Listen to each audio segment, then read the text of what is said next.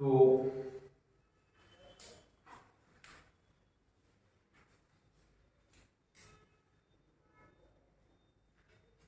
এখানে আমরা দেখব যে এটা একটা খুব ইম্পর্টেন্ট জায়গা, রিঅ্যারেঞ্জমেন্ট অফ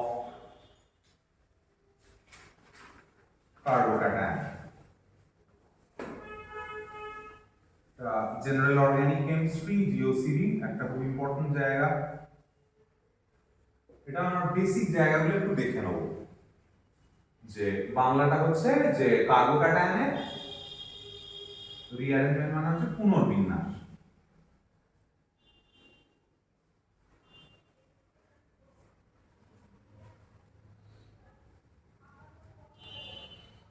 তো এই যে কার্বোক্যাটায়ন রিঅ্যারেঞ্জমেন্ট হয় সেখানে এনসিইআরটি সিলেবাসে দু ধরনের জিনিসই রয়েছে। কারণ রিঅ্যারেঞ্জমেন্ট কার্বোক্যাটায়নের অনেক রকম হয় এবং এই কার্বোক্যাটায়ন রিঅ্যারেঞ্জমেন্টেরই একটা ফার্দার কেস হচ্ছে এক্সপ্যানশন অফ রিং এক্সপ্যানশন। কিন্তু আমরা খুব বেশি যাব না, আমরা রিং এক্সপ্যানশনের জন্য আলাদাভাবে আবার দেখব। আগে আমরা শুধু কার্বোক্যাটায়নের যে পুনর্বিন্যাস সেই বিষয়টা দেখব। এবং এই যে কার্বোক্যাটায়নের পুনর্বিন্যাস সেটা যেহেতু সিলেবাস ফলো করে পড়ানো, সেই জন্য এনসিইআরটি সিলেবাসে দু ধরনের রিঅ্যারেঞ্জমেন্টের কথা বলা আছে, and we will focus only on those two types of rearrangements। সেটা হচ্ছে কি এই কার্বোক্যাটায়ন রিঅ্যারেঞ্জমেন্ট, একটা হচ্ছে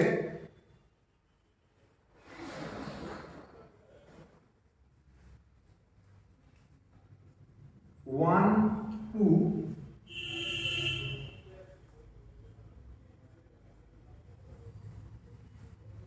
alkyl or alkyl group shifting, 1 to alkyl স্থানান্তরণ। আর একটা হচ্ছে 1 to hydride H minus ion, যেটা সেটাকে হাইড্রাইড আয়ন বলা হয়। 1 to হাইড্রাইড শিফটিং।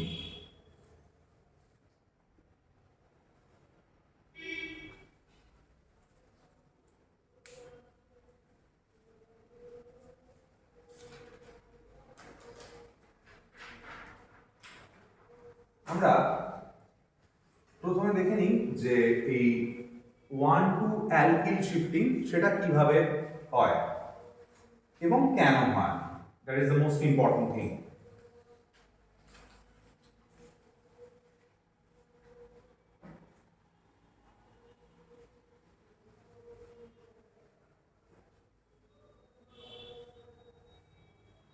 আমরা প্রথমে যেটা করব সেটা হচ্ছে রিঅ্যারেঞ্জমেন্ট অফ কার্বোক্যাটায়নের 1 to অ্যালকাইল শিফটিং। সাপোজ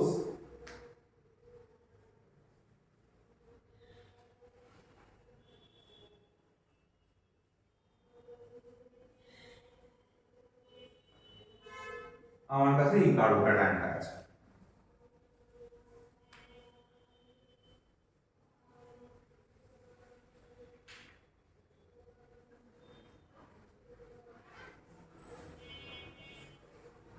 এই যে কার্বোক্যাটায়নটা আমরা দেখি লক্ষ্য করে, এই কার্বোক্যাটায়নটা যে কার্বনটা প্লাস ক্যারি করছে তার সঙ্গে ডিরেক্টলি অ্যাটাচ কার্বন, সরাসরি যুক্ত কার্বন কটা আছে? একটা। সেই জন্য এটা হচ্ছে 1 ডিগ্রি অর প্রাইমারি কার্বোক্যাটায়ন। এবার কার্বোক্যাটায়ন মানে যে কার্বনটা প্লাস ক্যারি করছে তার ঠিক পাশের কার্বন হচ্ছে এইটা। এই কার্বনের সঙ্গে এই যে কার্বনটা, তার সঙ্গে আমরা দেখছি তিনটে অ্যালকিল গ্রুপ মানে তিনটে মিথাইল গ্রুপ সরাসরি যুক্ত আছে। তো তিনটে গ্রুপই তো সেম গ্রুপ। এবার এই তিনটে মিথাইলের মধ্যে আমি যে কোনো একটা মিথাইলকে উইথ দ্য সিগমা বন্ড মানে এই বন্ডটা সমেত শিফট করিয়ে এইখানে নিয়ে চলে আসবো। দেখি তাহলে জিনিসটা কি আসে। একদম এক্সট্রিম লেফটে যে CH3টা আছে সেটা ইনট্যাক্ট থাকলো, তারপরের সি, তলার CH3 এগুলো ইনট্যাক্ট রইল। এই যে CH2 প্লাস ছিল, এই CH2 প্লাস ছিল, এই প্লাস সি এর সঙ্গে যে প্লাসটা ছিল সেটা বোঝায় যে এই কার্বনটা ইলেকট্রন ডেফিশিয়েন্ট ছিল, তাই ও প্লাস পেয়েছে। এবার আমি বলেছি এখানে শিফটিংটা যখন হয় তখন এই with the sigma bond shift করে, মানে এই পুরো বন্ডটার সমেত শিফটিং করে এখানে আসে। তার মানে এখন এই CH2টার সঙ্গে এরকম ভাবে এই বন্ড দিয়ে CH3টা আটকে যাবে। বন্ড দিয়ে CH3টা আটকে গেলে একটা প্রথমে জায়গা বুঝতে হবে, যেটা এই যে বন্ডটা এখানে আটকালো, বন্ড মানে কি, বন্ডে তো ইলেকট্রন আছে, সেই বন্ডের ইলেকট্রনটা এই সি প্লাসে পাচ্ছে। তার মানে সি প্লাসের চার্জটা কি হয়ে গেল, এখন নিউট্রাল হয়ে গেল, সেই জন্য ওর মাথায় চার্জ নেই। এবার বোঝ, আমার বক্তব্য হচ্ছে এটা বারবার খেয়াল রাখবি যে এখানে শিফট যেটা হচ্ছে, এই শিফটিংটা হচ্ছে উইথ দ্য সিগমা বন্ড, এই বন্ডটাকে টেনে নিয়ে জিনিসটা শিফট করছে। তার মানে এই কার্বনটার আউটার মোস্টের যে একটা ইলেকট্রন এই বন্ডটা তৈরি করতে টেক পার্ট করেছিল, যখন এই বন্ডটা শিফট করে এখানে আসছে তখন ওই বন্ডটার কি হয়ে যাচ্ছে ওখানে, মানে ওই ইলেকট্রনটার শর্টেজ হচ্ছে না এক্সেস হচ্ছে, শর্টেজ হচ্ছে। যদি শর্টেজ হবে তাহলে এই কার্বনটা কি এখন কোনো চার্জ পাবে? অবভিয়াসলি, কারণ ইলেকট্রন তো বেরিয়ে যাচ্ছে না, তো তার মানে কি চার্জ পাবে? প্লাস। প্লাস তো ইলেকট্রন তো বের হচ্ছে, ইলেকট্রন যদি সোডিয়াম থেকে যদি ইলেকট্রন বের হয় আমরা কি Na minus pi, we get Na plus. তো এখান থেকে সি থেকে তো বন্ডের ইলেকট্রনটা বের হচ্ছে, তাহলে প্লাস পেলো। এবার তাহলে এখানেও কার্বনের মাথায় প্লাস তৈরি হলো, তাহলে এটাও কার্বোক্যাটায়ন। এখন এর ডিগ্রিটা কত? এই কার্বোক্যাটায়নের ডিগ্রিটা 3 ডিগ্রি। তার মানে এটাকে আমি বলতে পারি 3 ডিগ্রি অর টারশিয়ারি, রাইট? এবার ভেবে দেখ, আমরা কার্বোক্যাটায়নের ক্ষেত্রে পড়েছি যে কার্বোক্যাটায়নের স্টেবিলিটির অর্ডারটা কি হয়, ডিগ্রি ওয়াইজ। 3 ডিগ্রিটা হাইয়েস্ট হয়, তারপর 2 হয়, তারপর 1 হয়। তাহলে দেখ কেন এই শিফটটা করলো, 1 থেকে 3 তে যে এলো তাতে লাভটা কি হলো? লাভটা এটাই হলো, স্টেবিলিটিটা ইনক্রিজ করলো, সেই জন্য শিফটিংটা হচ্ছে। শিফটটা হচ্ছে কেন আমার ফার্স্ট বুঝতে হবে, to increase the stability of the system, কারণ ওর ডিগ্রি বাড়ছে কার্বোক্যাটায়নে, তাই দ্য স্টেবিলিটি বাড়ছে। সেকেন্ড ইস্যু ইজ দ্যাট যে what is the driving force behind it, কেন করছে শিফটটা, কি রেসপন্স হলো, হঠাৎ করে কেন শিফট করতে গেল? এই জায়গাটা আমার বুঝতে হবে যে এই যে সি এর মাথায় যে প্লাস চার্জটা রয়েছে, সেই প্লাস চার্জটা এর এইখান থেকে এই যে বন্ডের ইলেকট্রন, তুই যে বন্ডটাই ভাবিস না কেন, যে অ্যালকিল গ্রুপটাই এটা বা এটা বা এটা, আমি যখন যেহেতু এটা ফোকাস নিয়েছি, তো এই প্লাস চার্জের সঙ্গে এর যে ইলেকট্রন, এটা একটা নেগেটিভলি চার্জ ক্লাউড, একটা বন্ড মানে, তো ওই নেগেটিভলি চার্জ ক্লাউডের সঙ্গে এই প্লাসের একটা কুলম্বিক ইলেকট্রোস্ট্যাটিক অ্যাট্রাক্টিং ফোর্স কাজ করে। ওই কুলম্বিক ইলেকট্রোস্ট্যাটিক অ্যাট্রাক্টিং ফোর্সে এই জিনিসটা ড্রিভেন হয়ে এইখানে চলে যায়। যাওয়ার কারণটা হলো এটা, মানে যাওয়ার কারণ বলবো না, যাওয়ার কারণ স্টেবিলিটি গেইনিং, কিন্তু জিনিসটাকে ড্রাইভিং ফোর্স, কে ড্রাইভ করে নিয়ে যাচ্ছে না, এদের দুজনের মধ্যে ইলেকট্রোস্ট্যাটিক অ্যাট্রাক্টিং ফোর্সটা হলো। Next issue is that why it is 1-2, কেন আমি এটাকে 1-2 বলছি? তো দেখ, এই জন্যই বলছি যে শিফটটা হচ্ছে, তুই দেখ মানে তুই এরকম ভাবে ভাববি যে আগে যে কার্বনে প্লাসটা ছিল, এই কার্বনে প্লাস ছিল, শিফট সবসময় কার্বোক্যাটায়নে তার ঠিক পাশের কার্বন থেকে হবে। যে কার্বনটা প্লাস পায় সেটাকে যদি আমি 1 ধরি, তার পাশের কার্বনটা তাহলে 2 নাম্বার হবে।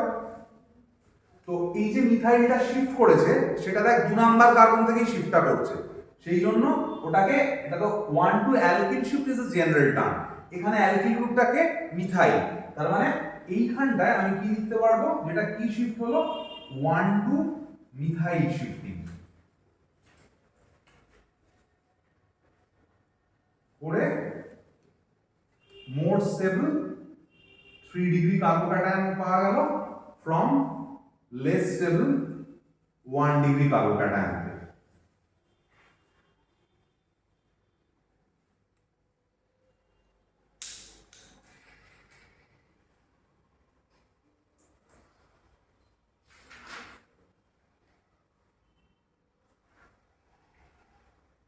এই গেল অ্যালকিল শিফটিং এর জায়গা, আমি একটা মিথাইল শিফট দেখালাম।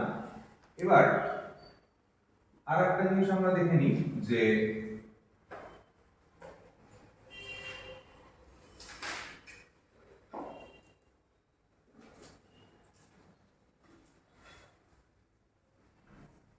One two hydride shifting.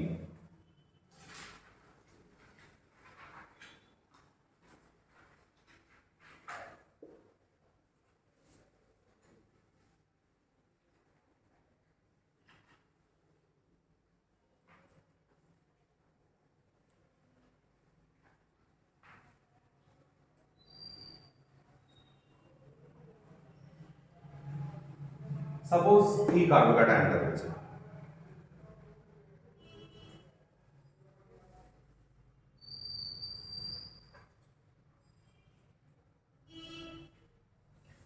এই যে কার্বোক্যাটায়নটা, তো এই কার্বোক্যাটায়নটা 1 ডিগ্রি, তার মানে স্টেবিলিটিটা কম। এবার তার পাশের যে কার্বন, এই কার্বনটার সঙ্গে আমরা এখন দেখতে পাচ্ছি আগেরটায় যেরকম ছিল যে তিনটেই সেম গ্রুপ অ্যাটাচ ছিল, তিনটেই মিথাইল, কিন্তু এখানে দুটো মিথাইল অ্যাটাচ আছে, একটা হাইড্রোজেন অ্যাটাচ আছে। আমরা প্রত্যেকটা মানে মিথাইলগুলোকে একবার শিফট করে দেখব, একবার হাইড্রোজেনটাকে হাইড্রাইড হিসেবে শিফট করে দেখব যে what is the fate, what we are getting, আমরা কি পাচ্ছি। তারপর আমরা ডিসাইড করব যে কোন শিফটিংটা ফেভারেবল। আমরা প্রথমে যে শিফটিংটা একটু আগে করলাম মিথাইল শিফটিং, আগে সেটা দেখে নিই। আমি যে কোনো একটা মিথাইলকে উইথ দা সিগমা বন্ড এখানে শিফট করিয়ে দিলাম, তাহলে কি আসছে না, তোরা বল স্ট্রাকচারটা কি হবে? CH3, তারপর C, H, CH2, 3, আর এই কার্বনটার মাথায় কি চার্জ আসবে? প্লাস। ফাইন। তাহলে এই যে কার্বোক্যাটায়নটা তৈরি হলো, এই কার্বোক্যাটায়নটা এখন বল কত ডিগ্রি? 2 degree, right? 2 ডিগ্রি। তার মানে দেখ 1 ডিগ্রি থেকে 2 ডিগ্রি আসছে, সিস্টেমটা স্টেবিলিটি কি হচ্ছে? বাড়ছে। তাহলে এই শিফটটা যে হবে না তা না, এই শিফটটাও হবে। হবে। নেক্সট আরেকটা প্রবাবিলিটি নিয়ে আমরা ডিল করব।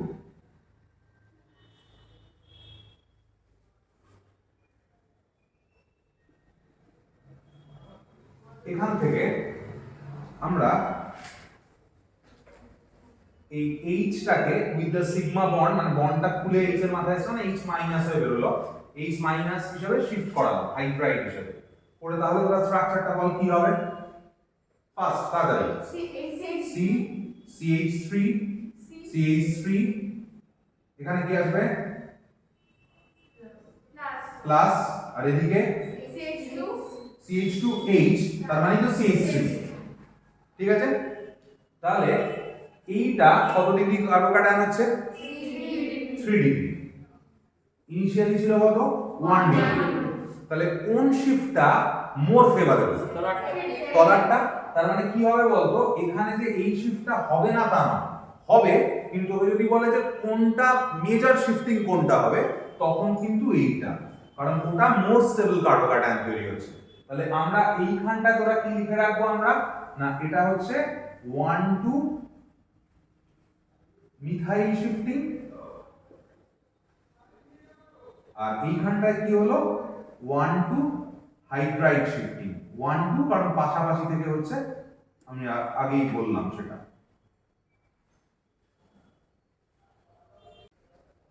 কার্বঅ্যানায়নের ক্ষেত্রে কিন্তু খেয়াল রাখতে হবে এই ধরনের কোনো রিঅ্যারেঞ্জমেন্ট দেখা যায় না। কার্বোক্যাটায়নের ক্ষেত্রে এরকম রিঅ্যারেঞ্জমেন্ট হয়, হয়ে মোর স্টেবল কার্বোক্যাটায়ন তৈরি হয়, এবং সেই রিঅ্যারেঞ্জমেন্টটা মেইনলি 1-2 রিঅ্যারেঞ্জমেন্ট হয়, অ্যালকিল না হলে হাইড্রাইড, কিন্তু কার্বঅ্যানায়নের ক্ষেত্রে এই ধরনের কোনো রিঅ্যারেঞ্জমেন্ট নেই। তো বেসিক যে রিঅ্যারেঞ্জমেন্টের থিওরি এনসিইআরটি সিলেবাসে যেটা রয়েছে সেটা এইটুকুই জায়গা, এটা ঠিক করে লিখে ফলো করে প্র্যাকটিস করলে বেসিক থিওরি চলে আসবে, কিন্তু অ্যাপ্লিকেশন করতে গেলে অবশ্যই ডিফারেন্ট টাইপ অফ প্রবলেমসে আসতে হবে।